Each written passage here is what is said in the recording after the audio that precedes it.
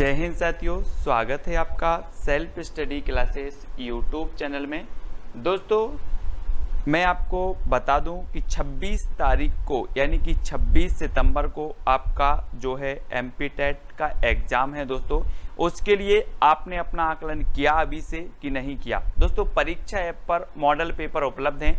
जैसे आपकी परीक्षा में 150 नंबर के पेपर आना है, वैसे ही परीक्षा ऐप पर मॉडल पेपर उपलब्ध हैं और 150 नंबर से आपके कितने नंबर आ रहे हैं इसका आकलन आप कर लें। बहुत सारे बच्चों ने दोस्तों ये टेस्ट सीरीज लगाई है, तो आप भी परीक्षा ऐप की टेस्ट सीरीज लगाएं और self SC40 coupon code use करें तो 40% आपको ऑफ मिल जाएगा। ठीक करते हैं आज का ये वीडियो। आज का दोस्तों पहला प्रश्न है, भूमंडलीय तापन का कारण क्या है? भूमंडलीय तापन का हमें यहाँ पर कारण बताना है कि कारण क्या है, तब आपका उत्तर क्या हो जाएगा। जल्दी से आपको कमेंट में लिखना है। बिना विकल्प के ये टेस्ट हो रहा है, आपसे कितना बनता है पूरी ईमानदारी से वो यहाँ पर आज देखा जाना है और लास्ट में आप बताएंगे कि कितने प्रश्न आपसे बने हैं। तो भूमंडलीय तापन का कारण होता है कार्बन डाइऑक्साइड में वृद्धि। ठीक है, अगला क्वेश्चन है आपकी स्क्रीन पर, आर्कटिक मरुस्थल किसका दूसरा नाम है? आर्कटिक मरुस्थल दूसरा नाम किसका है? जल्दी से लिखें कमेंट में। तब आपका बिल्कुल सही आंसर होगा टुंड्रा। टुंड्रा प्रदेश का दूसरा नाम है आर्कटिक मरुस्थल। ठीक है, अगला क्वेश्चन है, कौन सी गैस ग्लोबल वार्मिंग के लिए उत्तरदायी है? प्रश्न क्रमांक 3। तब आपका बिल्कुल सही आंसर होगा कार्बन डाइऑक्साइड। जो गैस है वो ग्लोबल वार्मिंग के लिए उत्तरदायी मानी जाती है, कार्बन डाइऑक्साइड। अगला क्वेश्चन है, यूर्त किस जाति का ग्रीष्मकालीन आवास है? यूर्त, यूर्त बताना है आपको। प्रश्न क्रमांक 4, यूर्त किस जाति का ग्रीष्मकालीन आवास है? तब आपका बिल्कुल सही आंसर होगा खिरगीज। ठीक है, खिरगीज जाति का ग्रीष्मकालीन आवास है यूर्त। अगला क्वेश्चन है, कैनल किसका आवास है? प्रश्न क्रमांक 5 का आंसर कैनल किसका आवास है? तब आपका बिल्कुल सही आंसर क्या होगा? कुत्ता का। कैनल किसका आवास है? तो एक कुत्ता का आवास है। ठीक है, कुत्ता। मैंने आवास को ट्रिक के माध्यम से आपको पढ़ाया है, आपको समझाया है, वीडियो बनाकर आपको प्रेषित की है, तो वो जरूर देखेंगे। और कैनल कुत्ता का आवास होता है। मधुमक्खी पालन को क्या कहा जाता है? जल्दी से आपको बताना है। रोज शाम को 6:30 बजे आपकी पर्यावरण की क्लास होती है, वो जरूर देखेंगे शाम को। और शाम को 7 साढ़े 7 बजे बाल विकास की क्लास होती है, तो उसको देखना है। और मधुमक्खी पालन को क्या कहा जाता है? तब आपका बिल्कुल सही आंसर होगा एपी कल्चर। ठीक है, मधुमक्खी पालन को कहा जाता है एपी कल्चर। नेक्स्ट है दोस्तों, किंडरगार्टन विधि के प्रणेता कौन थे? किंडरगार्टन प्रश्न क्रमांक 7, इस विधि के प्रणेता कौन माने जाते हैं? तब आपका बिल्कुल सही आंसर होगा फ्रॉवेल। किंडरगार्टन विधि के प्रणेता माने जाते हैं फ्रॉवेल। नेक्स्ट है, प्रोजेक्ट एलिफेंट की शुरुआत कब हुई? प्रश्न क्रमांक 8 का आंसर बताना है, प्रोजेक्ट एलिफेंट की शुरुआत कब हुई? तब आपका बिल्कुल सही आंसर होगा 1992। प्रोजेक्ट एलिफेंट की शुरुआत हुई 1992। ठीक है, नेक्स्ट है, स्वच्छ भारत अभियान की शुरुआत कब की गई? स्वच्छ भारत मिशन, स्वच्छ भारत जो अभियान है, इसकी जो शुरुआत है स्वच्छ भारत अभियान की, वो कब हुई है? तब आपका बिल्कुल सही आंसर होगा, कब हुई है? 2 अक्टूबर 2014, स्वच्छ भारत अभियान। विश्व शौचालय दिवस कब मनाया जाता है? प्रश्न क्रमांक 10 का आंसर यहां पर हमें बताना है, विश्व शौचालय दिवस कब मनाया जाता है? तब आपका बिल्कुल सही आंसर होगा 19 नवंबर। 19 नवंबर को मनाया जाता है विश्व शौचालय दिवस। ठीक है, नेक्स्ट, विश्व हाथ धुलाई दिवस कब मनाया जाता है? प्रश्न क्रमांक 11 का आंसर, विश्व हाथ धुलाई दिवस हमें बताना है, ये कब मनाया जाता है? तब आपका बिल्कुल सही आंसर होगा 15 अक्टूबर, विश्व हाथ धुलाई दिवस। ठीक है, 15 अक्टूबर को मनाया जाता है। नेक्स्ट है दोस्तों, मानव शरीर को कितने पोषक तत्वों की आवश्यकता होती है? मानव शरीर को बताना है आपको। तब आपका बिल्कुल सही आंसर होगा 7 पोषक तत्वों की आवश्यकता होती है मानव शरीर के लिए। नेक्स्ट है पेड़ पौधों के लिए कितने पोषक तत्वों की आवश्यकता होती है? प्रश्न क्रमांक 13। तो राइट आंसर आपका क्या हो जाएगा? उत्तर होगा आपका 17 पोषक। 17 पोषक तत्वों की आवश्यकता होती है पेड़ पौधों के लिए। नेक्स्ट है विटामिन की खोज 1912 में किसने की थी? तो प्रश्न क्रमांक 14 का जो आपका उत्तर होगा वो क्या हो जाएगा? अभी यहां पर कंफ्यूज होते हैं कई लोग। जो विटामिन की खोज की थी वो हॉपकिंस ने की थी, ठीक है, लेकिन जो विटामिन के नाम दिया है विटामिन वो किसने दिया? फंक ने दिया है, फंक ने। ये चीज याद रखनी है। नेक्स्ट बात करते हैं सभी अनाजों में सर्वाधिक कार्बोहाइड्रेट किसमें होता है? जल्दी से बताएं। तब आपको उत्तर बताना है। और कार्बोहाइड्रेट जो होता है तो वो होता है सबसे ज्यादा मक्का और चावल में, ठीक है, मक्का और चावल में सर्वाधिक कार्बोहाइड्रेट होता है, तो ये चीज याद रखनी है। अगला क्वेश्चन है विटामिन सी का रासायनिक नाम क्या है? विटामिन सी का रासायनिक नाम।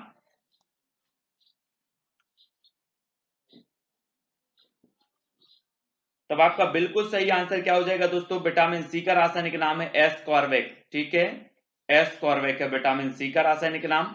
और अगला क्वेश्चन है संसार में सर्वाधिक वर्षा वाला स्थान कौन सा है? संसार में सर्वाधिक वर्षा वाला स्थान कौन सा है? प्रश्न क्रमांक 17 का आंसर। तो राइट आंसर होगा मौसिन राम। संसार में सर्वाधिक वर्षा वाला स्थान है मौसिन राम। पहले चेरापूंजी था, अब मौसिन राम हो गया है। संविधान का कौन सा अनुच्छेद पर्यावरण संरक्षण को प्रत्येक नागरिक के मौलिक कर्तव्य के रूप में पहचान कराता है? तो कौन सा अनुच्छेद है? प्रश्न क्रमांक 18 का आंसर बताना है हमें। तब आपका बिल्कुल सही आंसर होगा अनुच्छेद 51 ए। इसके तहत जो है प्रत्येक नागरिक का कर्तव्य है कि वह पर्यावरण का क्या करे? संरक्षण करे, ठीक है। दूषित जल से फैलने वाली एक बीमारी का नाम बताओ। दूषित जल से बहुत सारी बीमारियां हैं जो दूषित जल से फैलती हैं, लेकिन उसमें टाइफाइड, हैजा, ये बीमारियां प्रमुख हो जाती हैं दूषित जल से फैलने वाली बीमारियों में, ठीक है। नेक्स्ट है आपका कोटोपैक्सी एक जागृत ज्वालामुखी है जो अवस्थित है, तो कहां अवस्थित है? प्रश्न क्रमांक 20। कोटोपैक्सी एक जागृत ज्वालामुखी है जो कहां पर अवस्थित है? तब आपका बिल्कुल सही आंसर होगा कहां पर अवस्थित है? एंडीज में, ठीक है, एंडीज में अवस्थित है कोटोपैक्सी। नेक्स्ट है भूकंप की तीव्रता मापने वाले यंत्र को क्या कहते हैं? प्रश्न क्रमांक 21। भूकंप की तीव्रता मापने वाले यंत्र को हमें बताना है क्या कहते हैं। तो आपका बिल्कुल सही आंसर क्या होगा? सीस्मोग्राफ, ठीक है, क्या कहते हैं? सीस्मोग्राफ। भूकंप की तीव्रता मापने वाले यंत्र को कहा जाता है सीस्मोग्राफ। अगला है ग्रीन मफलर संबंधित है, तो किससे संबंधित है? प्रश्न क्रमांक 22। तब राइट आंसर आपका क्या होगा? ध्वनि प्रदूषण से। ग्रीन मफलर संबंधित है ध्वनि प्रदूषण से, ठीक है। नेक्स्ट है जल चक्र को नियंत्रित करते हैं, तो कौन करते हैं जल चक्र को नियंत्रित? तब आपका बिल्कुल सही आंसर होगा वन। वन जो होते हैं वो जल चक्र को नियंत्रित करते हैं, ठीक है। नेक्स्ट देखो इसरो की स्थापना कब हुई थी? प्रश्न क्रमांक 24 का आंसर यहां पर हमें बताना है। इसरो की जो स्थापना हुई थी वो कब हुई थी? तब आपका बिल्कुल सही आंसर होगा कब हुई थी? 1969 में। इसरो की स्थापना हुई थी 1969 में। इसरो का मुख्यालय कहां स्थित है? प्रश्न क्रमांक 25 का उत्तर हमें बताना है इसरो का मुख्यालय कहां स्थित है, तो स्थित है बेंगलुरु में। कहां पर? Bengaluru. Next rocket man of India किसे कहा जाता है? प्रश्न क्रमांक 26। पूरे 100 प्रश्नों पर चर्चा करनी है आज हमें, और रॉकेट मैन ऑफ इंडिया जो कहा जाता है वो के सिवान को कहा जाता है, ठीक है, के सिवान। अगला क्वेश्चन है बच्चे को समाजीकरण का पाठ कहां से प्राप्त होता है? हमें बताना है। राइट आंसर क्या हो जाएगा? बच्चे को समाजीकरण का पहला पाठ कहां से प्राप्त होता है? प्रश्न क्रमांक 27 का आंसर। और आपने बताया है कि समाजीकरण का जो पहला पाठ है वो परिवार से प्राप्त होता है, ठीक है। नेक्स्ट है भारत में पर्यावरण संरक्षण अधिनियम कब पारित हुआ? पर्यावरण संरक्षण अधिनियम कब पारित हुआ? प्रश्न क्रमांक 28। अगर आपसे बनता है तो कमेंट में बताने का जरूर प्रयास करें। राइट आंसर होगा 1986 में पर्यावरण संरक्षण अधिनियम पारित हुआ। सर्वाधिक जैव विविधता किस क्षेत्र में पाई जाती है? सर्वाधिक जैव विविधता किस क्षेत्र में पाई जाती है? प्रश्न क्रमांक 29 का आंसर बताना है। तब आपका बिल्कुल सही आंसर होगा भूमध्य रेखीय क्षेत्र में। ठीक है, कहां पाई जाती है? भूमध्य रेखीय क्षेत्र में पाई जाती है सर्वाधिक जैव विविधता। नेक्स्ट है, विश्व की सबसे बड़ी प्रवाल भित्ति ग्रेट बैरियर रीफ कहां स्थित है? विश्व की सबसे बड़ी प्रवाल भित्ति है ग्रेट बैरियर रीफ, ये कहां पर स्थित है? प्रश्न क्रमांक 30। तो आपका बिल्कुल सही आंसर होगा ऑस्ट्रेलिया में। कहां पर स्थित है? ऑस्ट्रेलिया। नेक्स्ट है, भारत में किस क्षेत्र को पारिस्थितिक उष्ण स्थल की संज्ञा दी जाती है? तो पारिस्थितिक उष्ण स्थल की संज्ञा दी जाती है तो किसे दी जाती है? प्रश्न क्रमांक 31। उत्तर हो जाएगा पश्चिमी घाट। पश्चिमी घाट को पारिस्थितिक उष्ण स्थल की संज्ञा दी जाती है। प्रश्न क्रमांक 31। नेक्स्ट है, संसार में किस देश के जंगल में सर्वाधिक जैव विविधता पाई जाती है? संसार में किस देश के जंगलों में सर्वाधिक जैव विविधता पाई जाती है? तो किस देश के जंगलों में पाई जाती है हमें बताना है। प्रश्न क्रमांक 32 का आंसर। तब आपका बिल्कुल सही आंसर हो जाएगा दोस्तों, क्या हो जाएगा? ब्राजील। ब्राजील में पाई जाती है। संसार में सर्वाधिक जो जैव विविधता पाई जाती है तो ब्राजील के जंगलों में। जैव विविधता दिवस कब मनाया जाता है? प्रश्न क्रमांक 33।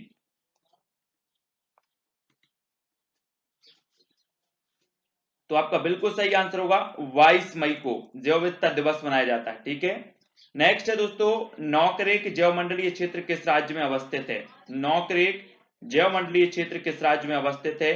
प्रश्न क्रमांक 34। तो आपका राइट आंसर क्या हो जाएगा? मेघालय में। कहां पर है? मेघालय। अगला है, डॉक्टर सलीम अली किस क्षेत्र से संबंधित हैं? प्रश्न क्रमांक 35 का आंसर, डॉक्टर सलीम अली किस क्षेत्र से संबंधित हैं? तो राइट आंसर आपका होगा पक्षी विशेषज्ञ।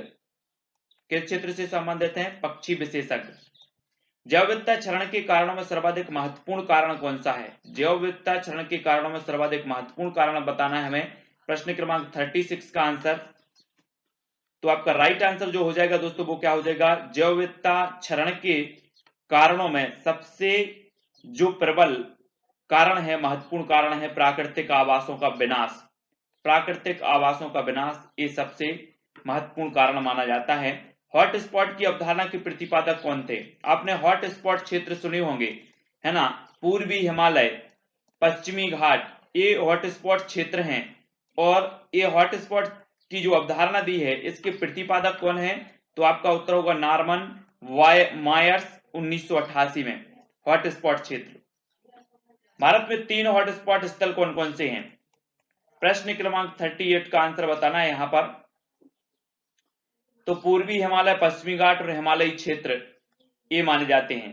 ठीक है, हॉट स्पॉट क्षेत्र।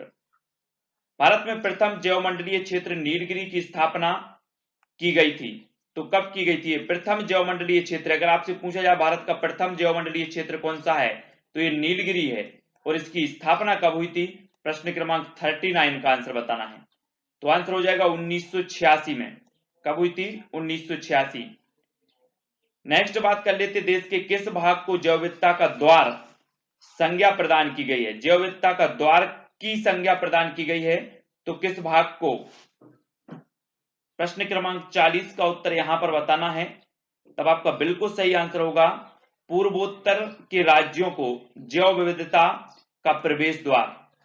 ठीक है, उड़ने वाली छिपकली जिसे ड्रेको कहा जाता है, ये भारत में कहां पाई जाती है? ड्रेको, उड़ने वाली छिपकली ड्रेको कहां पाई जाती है भारत में?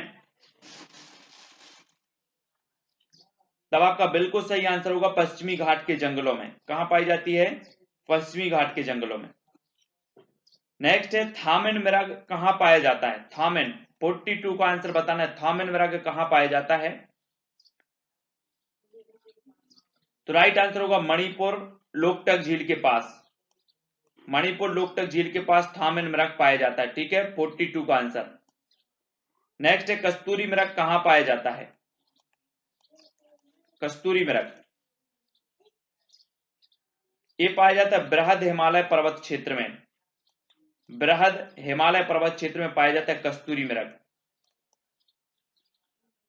नेक्स्ट है श्याम मृग कहां पाया जाता है? श्याम मृग आपको बताना है, कमेंट में लिखें जल्दी से। तो राइट आंसर हो जाएगा आपका ये थार रेगिस्तान क्षेत्र में पाया जाता है श्याम मृग। ठीक है, थार रेगिस्तान क्षेत्र में। लिविंग प्लेनेट सूचकांक क्या है? 45 का आंसर। लिविंग प्लेनेट सूचकांक क्या है? तो राइट आंसर आपका जैव विविधता की स्थिति का सूचक, जैव विविधता की स्थिति का सूचक है लिविंग प्लेनेट। नेक्स्ट है दोस्तों आपका प्रश्न, वो क्या है? राष्ट्रीय जैव विविधता कार्य योजना कब बनाई गई? प्रश्न क्रमांक 46 का आंसर बताना है। टेलीग्राम ग्रुप से अवश्य जुड़ना है आपको। टेलीग्राम ग्रुप से जुड़ने के लिए आप टेलीग्राम ऐप डाउनलोड करें, उसमें सर्च करें IAS स्टडी ट्रिक और ज्वाइन हो जाएं। ठीक है, राष्ट्रीय जैव विविधता कार्य योजना कब बनाई गई? तो आपका बिल्कुल सही आंसर होगा 2008 में। नेक्स्ट है किस देश ने अपने नागरिकों को नवंबर 2015 में नारंगी प्रदूषण की चेतावनी दी थी? तो किस देश ने दी थी? प्रश्न क्रमांक 47 का उत्तर हमें बताना है। तब आपका जो राइट आंसर है वो क्या हो जाएगा? नारंगी प्रदूषण की जो चेतावनी दी थी वो किसने दी थी? चाइना। ठीक है, नेक्स्ट है किस देश को दुनिया में कार्बन नेगेटिव देश के रूप में जाना जाता है? तो कार्बन नेगेटिव देश के रूप में जाना जाता है तो किसे जाना जाता है? 48 का आंसर बताना है। तब आपका बिल्कुल सही आंसर होगा भूटान को। ठीक है, अगला क्वेश्चन है दोस्तों, पर्यावरण संरक्षण अधिनियम को अन्य किस नाम से भी जाना जाता है? पर्यावरण संरक्षण अधिनियम को अन्य किस नाम से जाना जाता है? 49 का आंसर बताना है हमें। तब आपका बिल्कुल सही आंसर होगा छाता विधान। किस नाम से जाना जाता है? छाता विधान। नेक्स्ट है अंटार्कटिका में ओजोन परत का सर्वाधिक विनाश किस माह में जो है होता है? तो अंटार्कटिका में ओजोन परत का सर्वाधिक जो विनाश है वो किस माह में होता है? प्रश्न क्रमांक 50। तब आपका बिल्कुल सही आंसर होगा सितंबर तथा अक्टूबर में। कब होता है? सितंबर तथा अक्टूबर में। नेक्स्ट है दम घोटू गैस किस गैस की उपमा है? दम घोटू गैस किस गैस की उपमा है, या किस गैस को दम घोटू गैस कहा जाता है? तब आपका बिल्कुल सही आंसर होगा कार्बन मोनोऑक्साइड को कहा जाता है दम घोटू गैस। ठीक है, नेक्स्ट है दोस्तों भोपाल गैस त्रासदी किस गैस के रिसाव के कारण हुई थी? भोपाल गैस त्रासदी 2-3 दिसंबर 1984 को ये त्रासदी हुई थी। ठीक है, और ये जो हुई थी वो किस गैस के रिसाव के कारण हुई थी? तो 52 का आंसर होगा मिथाइल आइसोसाइनेट गैस के रिसाव के कारण हुई थी भोपाल गैस त्रासदी। रामसर सम्मेलन संबंधित है तो किससे संबंधित है? 53 का आंसर। तब आपका बिल्कुल सही आंसर होगा आर्द्र भूमियों के संरक्षण से संबंधित है रामसर सम्मेलन। ठीक है, नेक्स्ट दोस्तों विश्व आर्द्र दिवस कब मनाया जाता है? 54 का आंसर बताना है विश्व आर्द्र दिवस कब मनाया जाता है? तो राइट आंसर आपका होगा 2 फरवरी को। ठीक है, मेधा पाटकर संबंधित है तो किससे संबंधित है? अगला है नर्मदा बचाओ आंदोलन। ठीक है, मेधा पाटकर संबंधित है नर्मदा बचाओ आंदोलन से। नेक्स्ट है दोस्तों चिल्का झील स्थित है तो कहां स्थित है? प्रश्न क्रमांक 56। तब आपका राइट आंसर होगा उड़ीसा में। उड़ीसा सबसे बड़ी लैगून झील भी मानी जाती है चिल्का झील। ठीक है, विश्व जल दिवस कब मनाया जाता है? 57 का आंसर। विश्व जल दिवस बताना है कब मनाया जाता है? तो आपका बिल्कुल सही आंसर होगा 22 मार्च को। ठीक है, विश्व जल दिवस। खेती की सर्वाधिक प्राचीन प्रणाली कौन सी है? 58 का आंसर बताना है खेती की सबसे प्राचीन प्रणाली। तो राइट आंसर होगा झूम कृषि, है ना, झूमिंग कृषि आपने पढ़ा होगा। ये खेती की सर्वाधिक प्राचीन प्रणाली मानी जाती है। नेक्स्ट है टाइफाइड रोग से शरीर का कौन सा अंग प्रभावित होता है? 59 का आंसर बताना है हमें। टाइफाइड रोग से शरीर का कौन सा अंग प्रभावित होता है? ये टाइफाइड जो रोग है पानी के प्रदूषण से, पानी के जो प्रदूषित पानी होता है उससे होता है, ठीक है।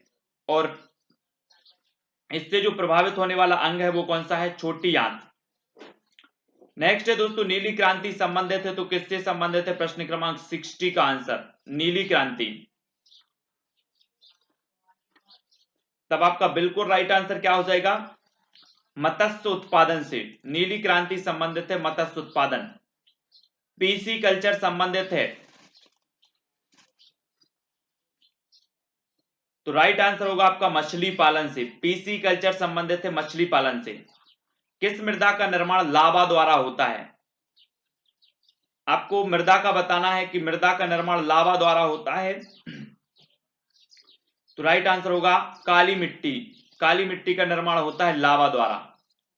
पृथ्वी का अपमार्जक कौन है? प्रश्न क्रमांक 63।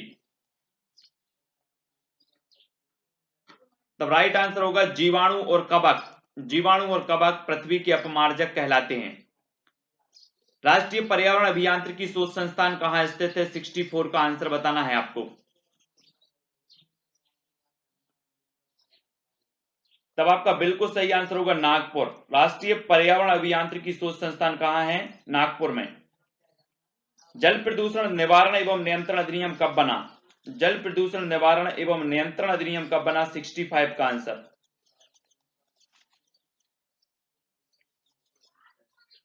तो राइट आंसर होगा 1974। नेक्स्ट है वर्मी कल्चर संबंधित है तो किससे संबंधित है? प्रश्न क्रमांक 66 का आंसर हमें बताना है यहां पर। तब आपका बिल्कुल सही आंसर क्या हो जाएगा? वर्मी कल्चर संबंधित है केंचुआ का उत्पादन, ठीक है। नेक्स्ट है झीलों का देश किसे कहा जाता है? जल्दी से बताएं। तो वर्मी कल्चर पूछा जाता है, केंचुआ के उत्पादन से संबंधित है। झीलों का देश किसे कहा जाता है? प्रश्न क्रमांक 67। झीलों का देश किसे कहा जाता है? तो वो कहा जाता है फिनलैंड को, ठीक है। अगला क्वेश्चन है दोस्तों किसानों का देश समुद्र की रानी किस देश को कहा जाता है? प्रश्न क्रमांक 68। किसानों का देश और समुद्र की रानी किस देश को कहा जाता है? तब आपका बिल्कुल सही आंसर क्या हो जाएगा? फ्रांस को। किसे कहा जाता है? फ्रांस को। किसानों का देश और समुद्र की रानी, ठीक है। अगला क्वेश्चन है दोस्तों वनों का देश किसे कहा जाता है? प्रश्न क्रमांक 69 का आंसर बताना, वनों का देश किसे कहा जाता है? तो जल्दी से लिखें। अभी हमने फिनलैंड पढ़ा कि फिनलैंड को झीलों का देश कहा जाता है, फ्रांस को किसानों का देश कहा जाता है और वनों का देश कहा जाता है कांगो। कांगो को वनों का देश कहा जाता है, ठीक है। नेक्स्ट है एलपीजी गैस रिसाव पता करने के लिए इसमें क्या मिलाया जाता है? एलपीजी गैस जो होती है घरेलू भोजन बनाने के काम आती है एलपीजी गैस। इसमें कौन सी जो है गंध युक्त पदार्थ मिलाया जाता है जिससे इस गैस का रिसाव का पता चलता है? प्रश्न क्रमांक 70 का आंसर। तो आपका बिल्कुल सही आंसर होगा एथिल मरकैप्टन, ठीक है। एथिल मरकैप्टन आपका सही हो जाएगा। अगला क्वेश्चन है बायोगैस का मुख्य घटक कौन सा है? तब आपका बिल्कुल सही आंसर होगा मीथेन। मीथेन जो होता है वो बायोगैस का प्रमुख या मुख्य घटक माना जाता है। अगला क्वेश्चन देख लेते हैं प्यासी भूमि का देश किसे कहा जाता है? 72 का आंसर। तब आपका बिल्कुल सही आंसर होगा ऑस्ट्रेलिया को प्यासी भूमि का देश कहा जाता है, ठीक है। नेक्स्ट है दोस्तों पक्षियों का महाद्वीप किस महाद्वीप को कहा जाता है? 73। पक्षियों का महाद्वीप किस महाद्वीप को कहा जाता है? और राइट आंसर होगा दक्षिण अमेरिका को, ठीक है।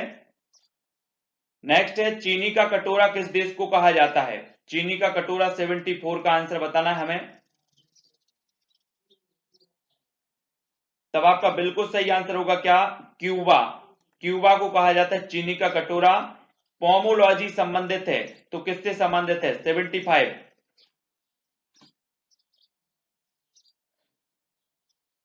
तो राइट आंसर होगा फल का उत्पादन। फल के उत्पादन से संबंधित है पोमोलॉजी। नेक्स्ट है दोस्तों आपका विश्व का सबसे ऊंचा पठार कौन सा है? प्रश्न क्रमांक 76 का आंसर हमें बताना है। विश्व का सबसे ऊंचा पठार कौन सा है यहां पर बताना है 76 का। तो राइट आंसर क्या हो जाएगा? पामीर का पठार। ठीक है। विश्व हरित क्रांति के जनक कौन माने जाते हैं? विश्व हरित क्रांति के बताना हमें, भारत की हरित क्रांति के नहीं बताना है। विश्व हरित क्रांति के जो जनक माने जाते हैं वो कौन माने जाते हैं? तो आपका राइट आंसर होगा नॉर्मन बोरलॉग।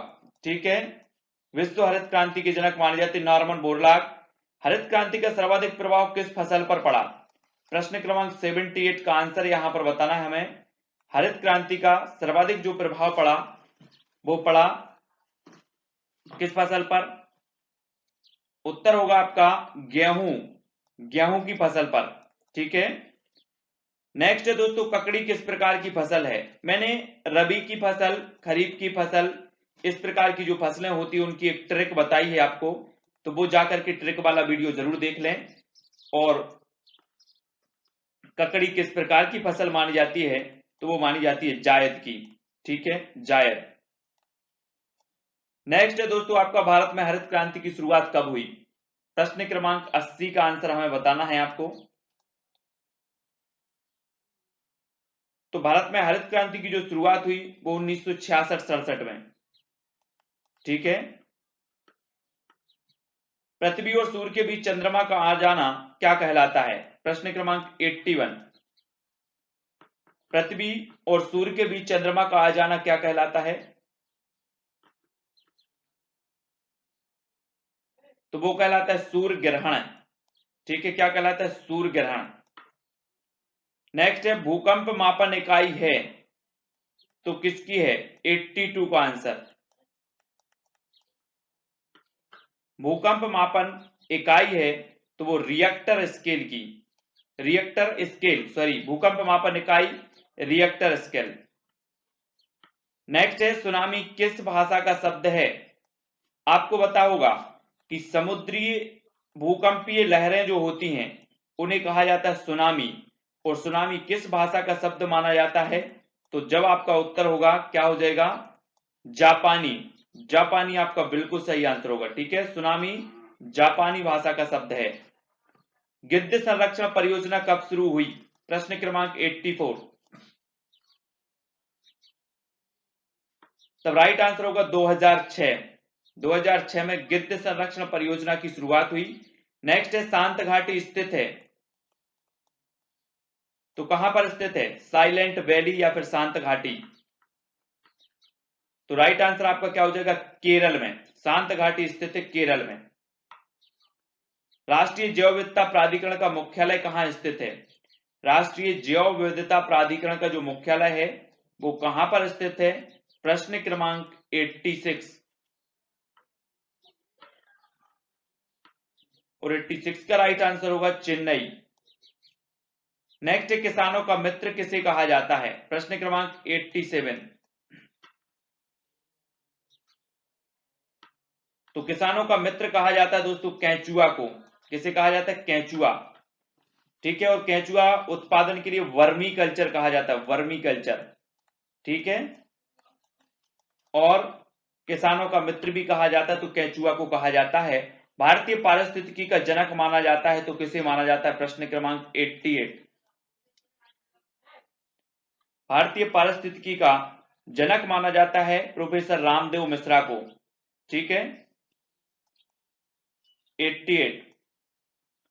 नेक्स्ट है, पारिस्थितिकी शब्द का सर्वप्रथम प्रयोग किसने किया? 89 का उत्तर हमें बताना। पारिस्थितिकी शब्द का सर्वप्रथम प्रयोग किया तो किसने किया? तब आपका राइट आंसर जो हो जाएगा दोस्तों, पारिस्थितिकी शब्द का सर्वप्रथम प्रयोग करने वाले हैं अर्नेस्ट हैकेल साहब। ठीक है। नेक्स्ट 10% जो नियम दिया वो किस वैज्ञानिक ने दिया? प्रश्न क्रमांक 90। आपको पता होगा कि जो ऊर्जा का स्थानांतरण होता है वो कितना होता है? 10% होता है। और ये जो 10% का नियम दिया है वो किसने दिया है? तो राइट आंसर आपका हो जाएगा लिंडमन ने। किसने दिया? लिंडमन साहब ने। उर्मिल घास का मैदान स्थित है तो कहां स्थित है? 91। उर्मिल घास का मैदान।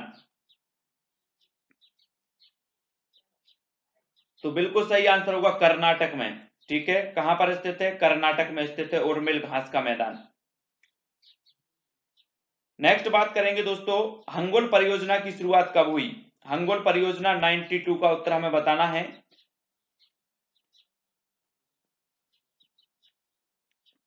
तो आपका राइट आंसर होगा 1970। हंगोल परियोजना की शुरुआत हुई 1970 में। टाइगर मैन ऑफ इंडिया किसे कहा जाता है? 93 का आंसर।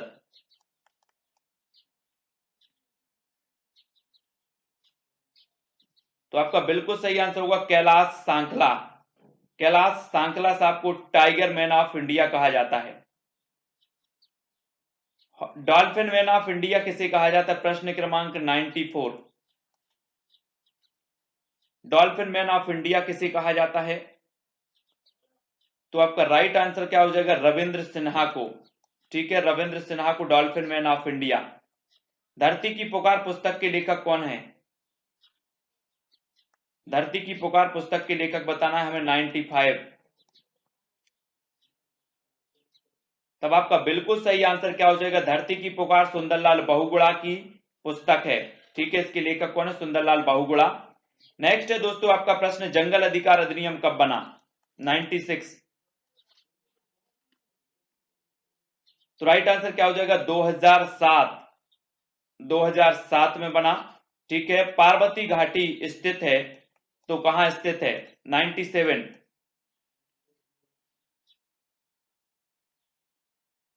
तब आपका बिल्कुल सही आंसर होगा हिमाचल प्रदेश। पार्वती घाटी स्थित है हिमाचल प्रदेश में। एक सींग वाला गैंडा किस उद्यान में पाया जाता है? 98 का आंसर हमें बताना है।